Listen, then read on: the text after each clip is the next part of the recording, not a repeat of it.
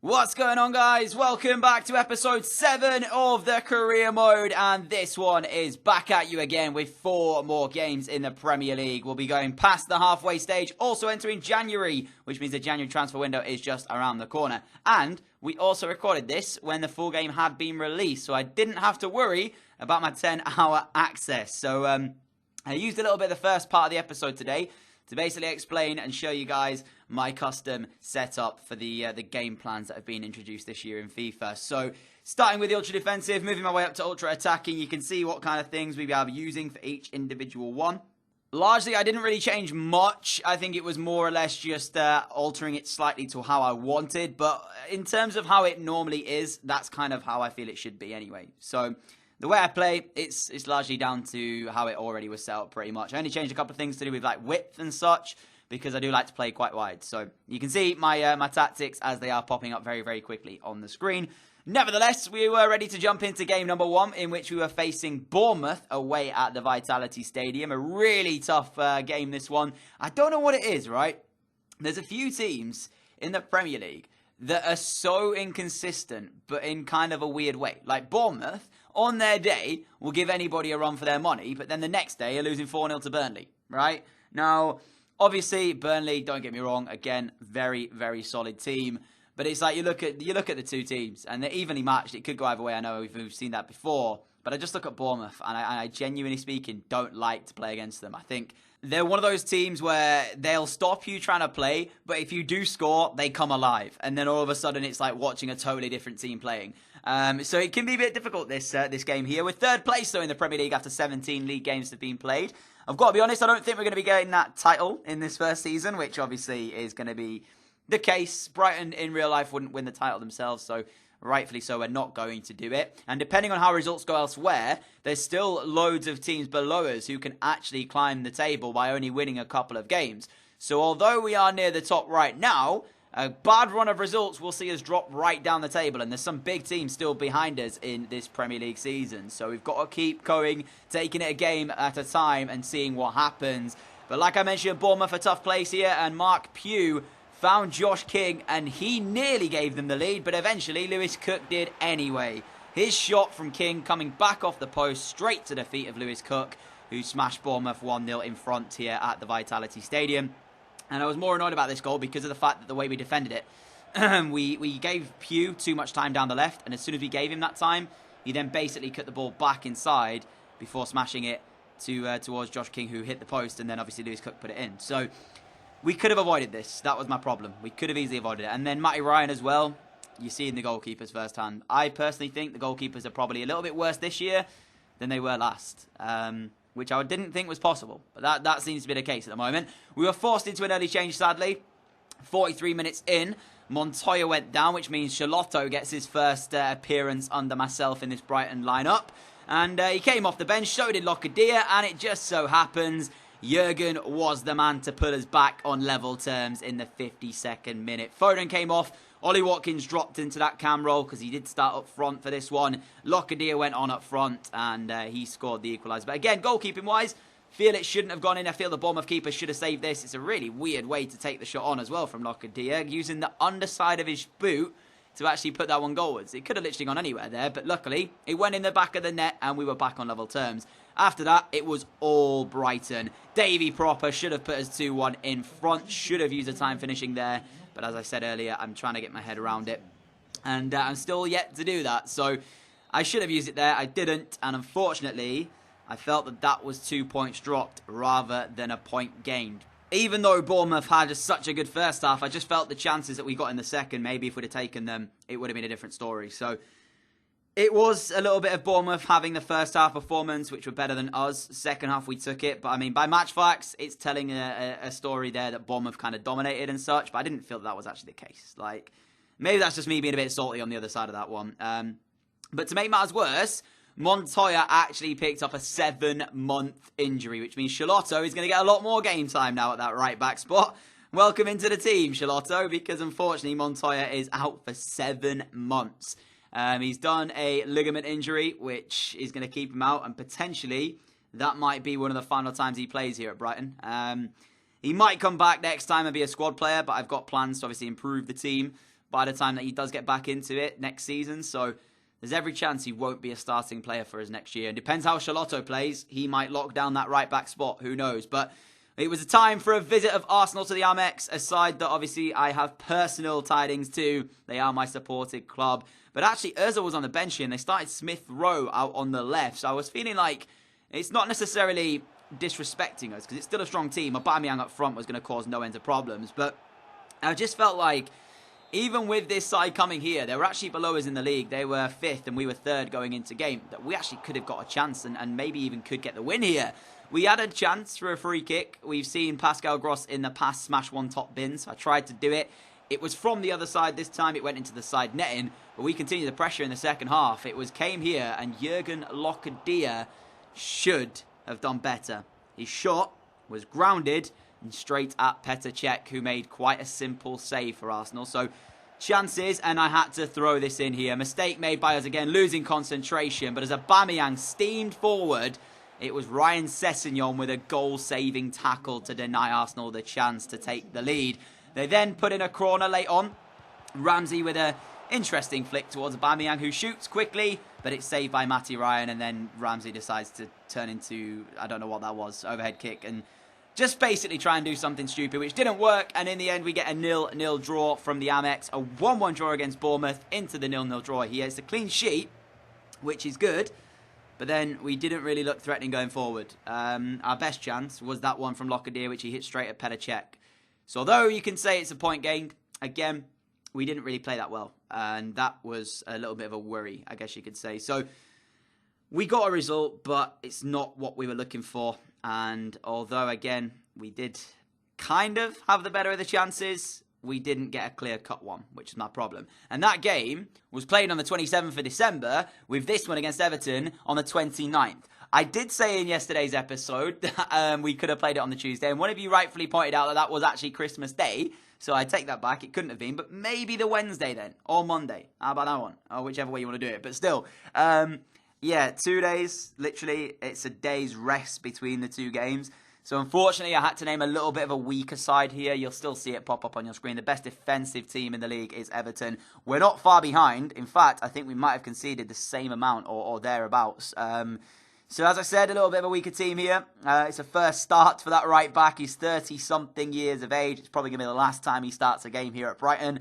And then for Everton, they had that lineup that popped up on your screen. Of course, Everton were top of the league at one point, now down in second as Spurs are the team running away with the league title currently. But we took the lead early on in this one. Phil Foden heading us 1-0 in front. Not known for his heading capabilities, but at least he got his nugget on that one and gave us the lead inside the first 10 minutes of the game. And I was feeling pretty confident, not going to lie. Even though we had a little bit of a weaker team, I just felt like some of these players had a point to prove. I tell you what, Dale Stephens in that centre mid role today, he played outstanding against this Everton side. And that is an understatement. He was everywhere that we needed him to be, doing the bits and just basically being a solid player in that role for us. And Foden's effort, header, giving us the lead there, but largely it was created down the left by Izquierdo. And again, he is unbelievable. Using him on that left-hand side, the pace tears teams apart. Dale Stephens involved for this one. Phil Foden again heavily involved though, as he wins a penalty kick. I felt so bad for Mario Gaspar here, I'm not going to lie. I'll take the penalty every day of the week, but if you take a look at it from a different angle in a moment, Phil Foden's going away from goal, and there's a definite touch from Mario Gaspar on the ball here.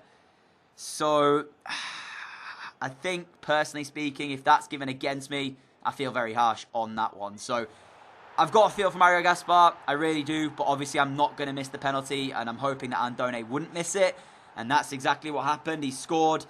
We made it 2-0. But like I said, Mario Gaspar is going to feel very, very frustrated with the referee there, because I feel like he's got a cause to give him a bit of an earful, really, and said that actually wasn't a penalty. Pickford, by the way, he was a suggestion in one of the past episodes. He's 83 rated this year, and he actually looks very, very good for a goalkeeper. So I was actually looking at him, and then I thought to myself, I'm just not going to be able to afford him because he's 83 rated.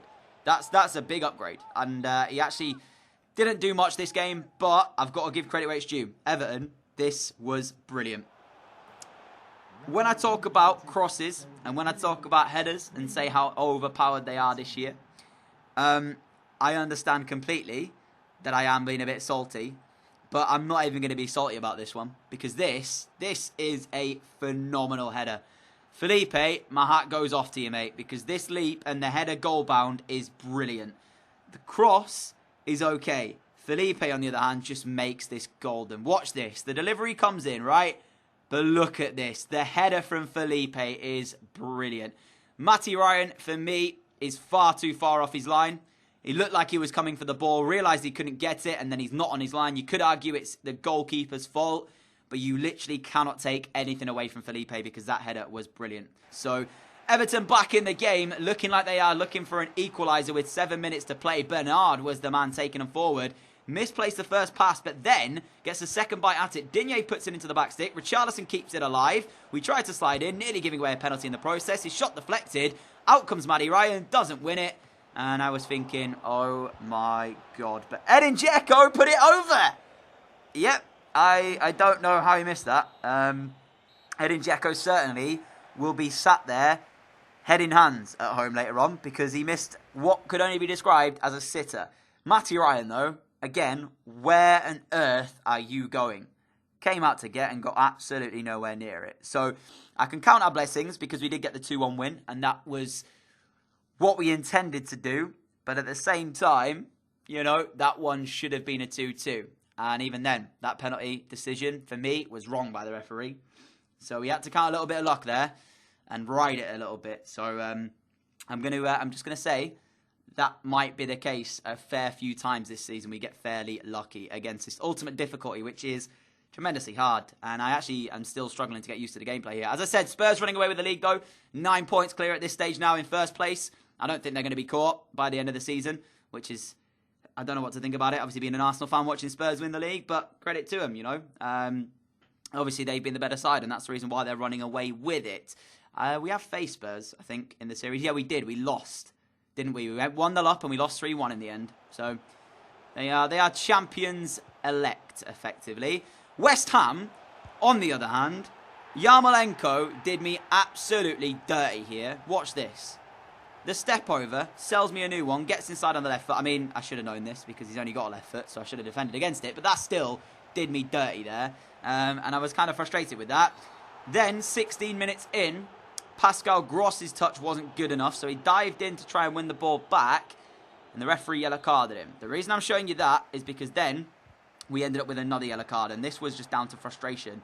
Actually, this is a red. How do I explain this? So the ball was bouncing around. I was trying to get it under control, and the touches were just stressing me out to the point where I didn't want them breaking. So I intentionally here brought down Sanchez, thinking to myself, we're going to get a yellow card at most. He's running nowhere. It's not a terribly bad tackle. I'm just going to bring him down. I don't want us to get counter-attacked and go 2-0 down. The referee, on the other hand, felt that that was worthy of a red card. So I was like, okay then, down to 10 men. Then, already booked Pascal Gross. We lost the ball again, and I dove in to try and win it back. Got nowhere near it, and then we were down to 9. Yep, away from home. Already 1-0 down against West Ham, and we're down to 9 men. Oh, dear. Oh, dear, dear, dear. I don't know what was going to happen, but weirdly, we got ourselves back on level terms. Ali Razor from absolutely nowhere smashed us back into the game at 1-1. There was 2 minutes injury time to be played here, so to score just before the break was obviously a nice thing to do, but we've got to try and play 45 minutes of football with 9 men. Now, I will say this. Pascal Gross's second yellow card is completely my fault. I had a feeling it was going to be a red card. I shouldn't have dove in the way I did. It's a red card because it's a second yellow offence. His 2 yellow cards are, in my opinion, definitely 2 yellow cards. My only issue is the Davy Proper sending off. You can say that it is a bit of a stupid challenge because the intent is there to take the man out. But then after defending for, 40-odd minutes before conceding this with 6 minutes to go from Arnautovic, I was just kind of like, I feel like I've been cheated. Not necessarily cheated, but just hard done by. Let me know what you think. Davy Proper, should he have been sent off? I personally think it was a yellow card. You know, yes, I'm trying to stop the counter-attack. That was my intention. I didn't want to injure the player. The tackle wasn't great, but is it a red card tackle? You know, the studs weren't up. He didn't go diving in. he just brought down the player, you know. So there's arguments for both cases. I can see why the ref gave it, but also I could tell you why I think it's a yellow card instead, but I have done. But having 9 men out there, I thought the team rallied together well to get ourselves back on level terms. We didn't play great. We only had 1 shot. So even though we had 9 men and only had the 1 shot and lost 2-1, I can still have negatives to take from it. But the rest of the players that were out there, the 9 players that played, they did enough for me to be able to actually get something out of the game. It was obviously disappointing to have conceded an Arnautovic late strike later on, but that's the way it goes sometimes. 9 men, not ideal. We then played in the FA Cup against Everton. I decided to sim the game. We drew it 1-1, which means it will go to a replay. That, though, ladies and gentlemen, will end today's episode off. Do let me know your thoughts on the red card for Davy Proper down in the comments below. That's how it looks for the league table, down in 4th place now. But obviously, we will keep going and take it a game at a time. If you are new around here and like what you see, the subscribe button is down below, guys. If you did enjoy today's episode, please like it. And I'll see you all again very soon. Adios.